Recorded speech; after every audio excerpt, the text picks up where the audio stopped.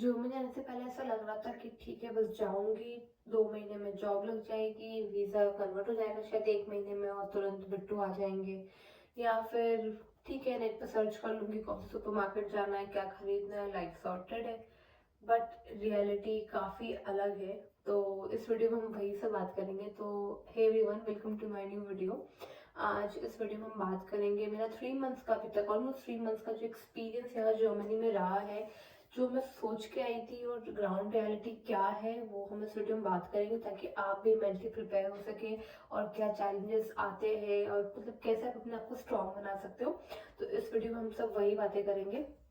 तो सबसे पहले, जैसे आप यहाँ पहुँचते हो, नाउ दैट यू नो, आपके पास यहाँ का सिम नहीं है। बहुत से लोग इंटरनेशनल सिम लेकर आते हैं, वो एक अलग केस होता है। बट नॉर्मली मेरे पास सिम नहीं होता है, एयरपोर्ट तक ही वाईफाई रहता है, उसके बाद आपको सब कुछ खुद से करना होता है। ठीक है। तो अब सबसे पहला चैलेंज वही आता है कि जो भी आपका स्टे है, चाहे आपने होटल करा हो या चाहे आपका डायरेक्ट फाइनल अकोमोडेशन है, वहाँ तक कैसे जाना, वो एक बहुत बड़ा बैरियर होता है आपको समझने के लिए, सोचने के लिए कि भाई कैसे जाएंगे, कौन सा मोड ऑफ ट्रांसपोर्ट लेना है, गूगल मैप्स कब तक चलेगा, ठीक है ना, मतलब एंड टू एंड सही है या नहीं है, फाइनली वहां जाके क्या मैंने जो बुक करा वो वैसा ही मिलेगा, तो फिर एक एंजाइटी होती है। तो वो चीज़ मुझे थी। प्लस अकेले, अब घर पे तो हमेशा 100 लोग साथ में रहे, तो कुछ भी चीज़ आप करते हो तो एटलीस्ट आपके साथ में कोई ना कोई होता है गाइड करने के लिए। एटलीस्ट गलत हो जाए तो उस चीज़ को सही करने के लिए यहाँ पे वो वाला स्कोप आपका हट जाता है। दूसरी चीज़ें फिर आए तो वही कि यार खाने पीने का कैसा रहेगा, बहुत मुश्किल से समझ आया मुझे। और चीज़ों को कंपेयर करना, क्योंकि यहाँ पे चीज़ों पे तो एमआरपी नहीं होती है। तो शुरू शुरू में तो मैंने बहुत महंगी महंगी चीज़ें खरीदी है और उनको यूज़ करी है। फिर अगली बार जब नए स्टोर पे गई तो पता चला कि अच्छा ठीक है, ये सस्ता है, ये महंगा है। यहाँ से मतलब अपन लोग है ना कंपेयर कर सकते हैं। फिर शुरू के 3-4 दिन तो बहुत पैदल चलना पड़ा, क्योंकि मुझे पता ही नहीं था कि वो ऑनलाइन जो मैंने डॉयचलैंड टिकट लिया था, ऐसा ऐप पे भी कुछ आता है। क्योंकि फिजिकल कार्ड के लिए you need to have a German bank account, वो नहीं था क्योंकि रजिस्ट्रेशन नहीं हुआ था, और बैंक खुलने का भी कम से कम 15-20 दिन लग गए थे क्योंकि मुझे अपॉइंटमेंट नहीं मिला था। तो फिर मुझे जब पता चला कि ठीक है ऐसा ऑनलाइन भी होता है, लोगों से पूछा करा, तो वो हेल्प करा। तो वो बहुत बड़ा स्ट्रगल रहा था। मैंने उस पर वीडियो भी बनाई थी। अगर आप भी नए आ रहे हो और आपको भी अगर ना वो चाहिए, मतलब डिजिटल कार्ड आपको चाहिए, तो आप डे वन से यूज़ कर सकते हो अपना कोई भी इंटरनेशनल कार्ड यूज़ करके, या अपना नॉर्मल कार्ड को भी इंटरनेशनल डेबिट ऑन करके वो आप ले लो, ताकि आपके लिए ईजी हो जाएगा और पैदल नहीं चलना पड़ेगा। और नहीं तो फिर बहुत महंगे महंगे वन साइड टिकट्स होते हैं, यहाँ पर 3.5 यूरो से मिनिमम स्टार्ट होता है, वो बहुत एक्सपेंसिव हो जाता है।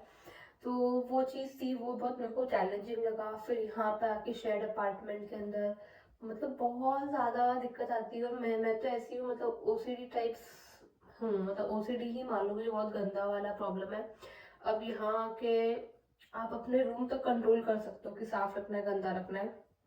किचन, कॉमन एरिया, आप कितना भी किसी को बोल दो, ड्यूटी सेट कर लो, ठीक है रूम नंबर 1 आज ये करेगा, रूम नंबर 2 वो करेगा, लेकिन लोग नहीं फॉलो करते। तो अब आपको उस चीज़ के अंदर अडेप्ट करना पड़ता है।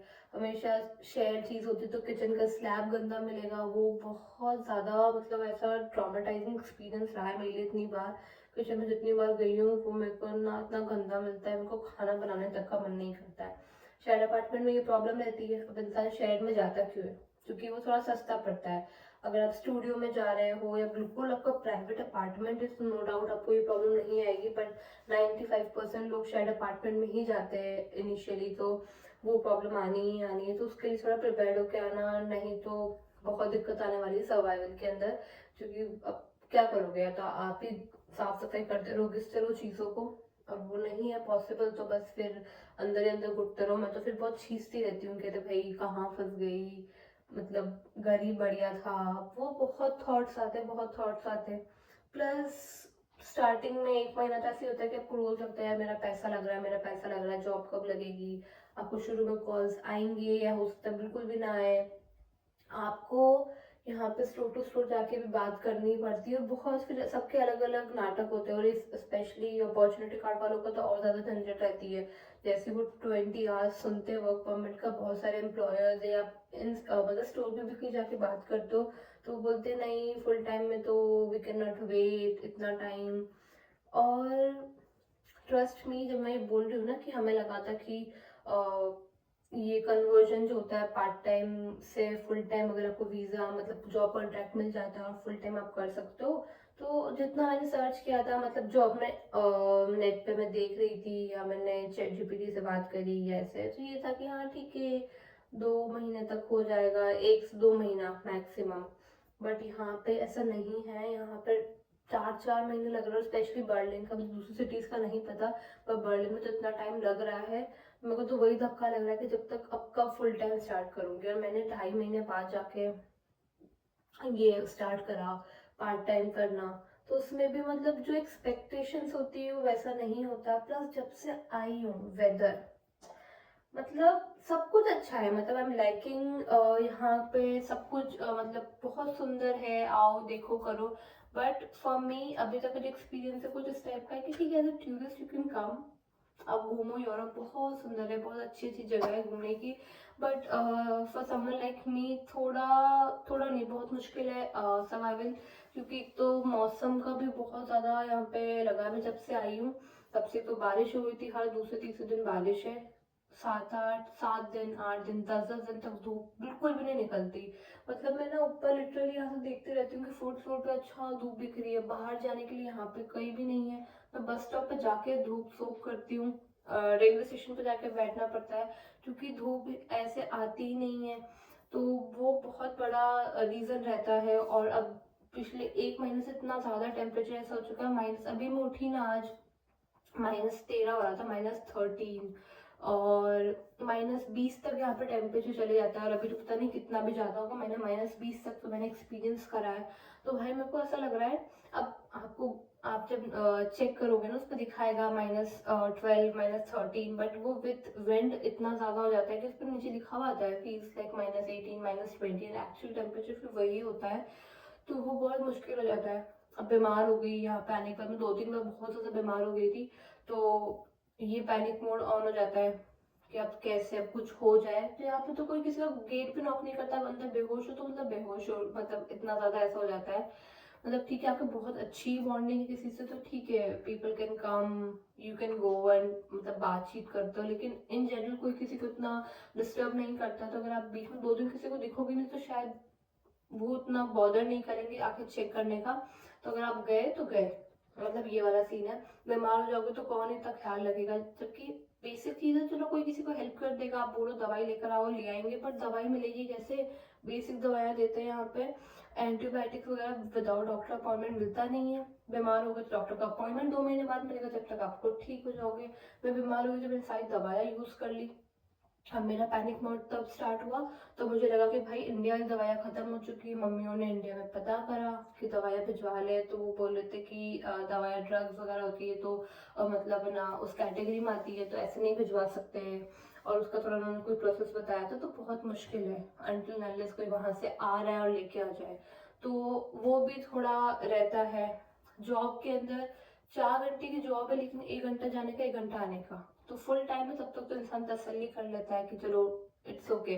और इवन चलो ये तो अपनी होम कंट्री में भी आप इतना ट्रैवल करते ही हो, बट यहाँ पे बहुत बार आपको अलग अलग बसेस स्टैंड्स चेंज करनी पड़ेगी अगर आपकी कनेक्टिविटी उस पर्टिकुलर एरिया तक एकदम डायरेक्ट नहीं है।